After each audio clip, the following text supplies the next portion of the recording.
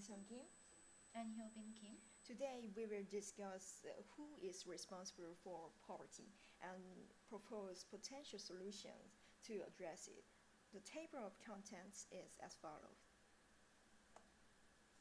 So what exactly is poverty? Poverty refers to the condition of lacking an adequate or socially acceptable level of income or material possessions. It is considered to exist when individuals are unable to meet their fundamental needs. Then who is responsible for poverty? Let us first explore how the social nominalistic perspective views this issue. Social nominalism argues that society is merely a label for the collection of individuals, and that only individuals truly exist. Based on this perspective, proponents attribute poverty to personal shortcomings. A study conducted between 1990 and 2020 reveals an increasing number of Korean youths who fears that hard work does not guarantee success. Social nominalism interprets such beliefs like hard work cannot lead to success as personal values that hinder individuals from achieving success. Ultimately, this perspective asserts that individuals can change their circumstances through effort and determination. Frankly speaking, I find the concept of society's non-existent impossible to accept. Society's basic unit is often said to be family, and from the moment we are born, we are typically nurtured and shaped by our parents. This demonstrates that society begins to take form as soon as humans enter the world. Taking this point of view, I have to disagree with the fact that individuals can change their circumstances through effort and determination. Individuals are inevitably affected by society, and overcoming society's barriers on our own is far from easy. I am on social realism side for this fact. What is social realism? Social realism can fall into three categories, which is art, literature, and philosophy. However, we will be discussing as social realism from a philosophical point of view. Philosophically and sociologically, social realism emphasizes the objective existence of social structures and their impacts on individuals. It typically refers to the assumption that social reality and social structures have an existence above and over the individual members of society. How do you think an individual can ever overcome society and prevent poverty? Can individuals escape poverty if they earn money within the framework of society? The impoverished often inherit a sense of helplessness from their families. The belief that no matter how hard they try, they cannot escape poverty. As a result, they become unwilling to work. For instance, as of 2002, a factory was offering relatively good dormitory accommodations and meals to all employees, regardless of nationality or educational background. On top of that, the factory paid a salary ranging from 1.3 to 1.5 million per month with additional bonus for Korean workers. Yet it was reportedly difficult to find workers for these positions, despite the fact that working there for 2 years could earn an individual close to 30 million won. Many avoided this dirty, dangerous, and difficult job. How else can this phenomenon be explained other than by suggesting that individuals lack the will to overcome poverty? Helplessness of an individual is taught by not only family but also society.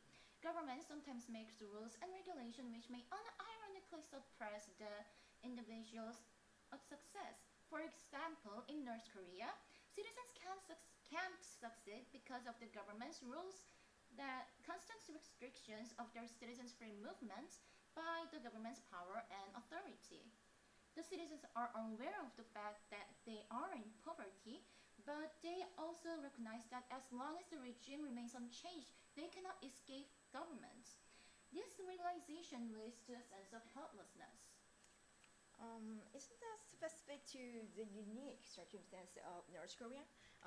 Generally, poverty seems to stem from a lack of education, poor financial management, insufficient planning, impulsive spending, and a failure to save. I believe the real issue lies in an unwillingness to learn. Example of North Korea is just an excessive example of restriction, but there are rules that hinders individuals in other countries as well. Also, with other countries, even if the citizens have the willingness to be educated, there are a lot of people who drop out of school because they don't have enough money to afford school fees. However, companies often prioritize candidates with higher education, certification, and advanced skills. This leads to those individuals who drop out of school unemployed, keeping them from success. Furthermore, even if they were able to get jobs, they won't be able to save much money in there because they will be able to pay with low wages when they have so much to pay for, such as debt and living costs. I can understand the issues like learned helplessness or unstable labor conditions making it hard for people to act. But what about poverty caused by addictions like gambling, alcoholism, or drug abuse? Isn't this clearly a case where the individual choose to live in poverty? What do you think about the situations where someone is supposedly helpless but still make these choices? Can we truly say that individuals choose bad habits purely by their own free will? As I mentioned earlier, individuals are highly influenced by their surroundings, environment, society. So we must acknowledge the fact that they might be forced to take those by the others. This is especially true for youths who may find themselves pressured to these behaviors. For instance, they might be forced by their friends who have those kind of bad habits, making it easier for youths to become addicted to harmful habits. Then, how can you find a solution to this issue?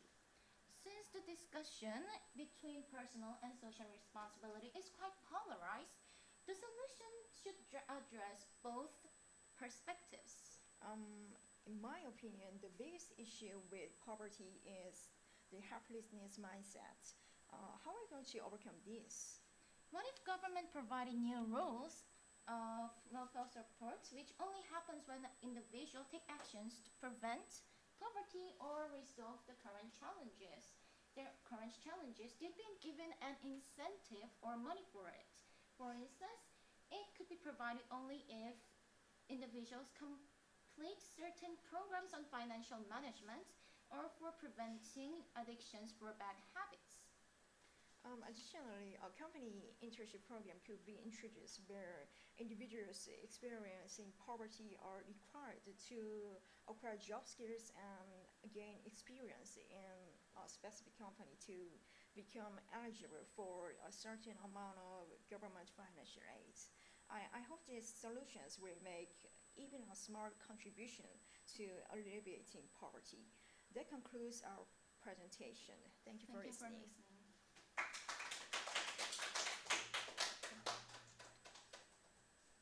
This is our reference to the presentation before.